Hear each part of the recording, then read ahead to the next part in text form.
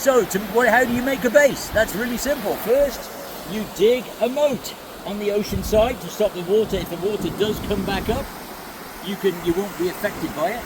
Then you put all that sand and you make a hole. You make a volcano, right? Make a volcano in the middle. And how big is the volcano? The volcano is as big as your largest bucket, which is over here. We're using a 5-gallon bucket today. Okay, so you make it, the volcano, at least as big as that. Oh, and one little note on buckets. When you're cutting the bottom out, do not cut them here. You cut the bottom out and leave the rigidity on the bucket, so it's tough. You can't bend them.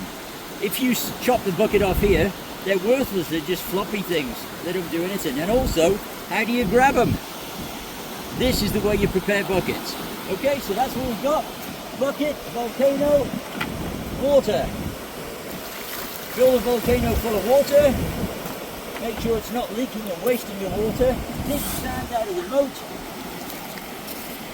And fill the volcano full of sand.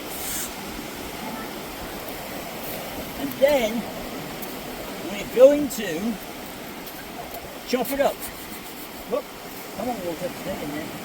You're going to chop it up, and look what happens to the sand and water when you chop it up. Wow, gravity will cause, and vibration cause compaction, and it will level your sandcastle pad up for you. Boom. Then if you want to make it really solid, bang it round like this.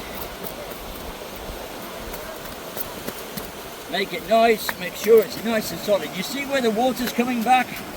That's called liquefaction. That's what happens in earthquakes. Do this, compact it all like that, and that is rock solid.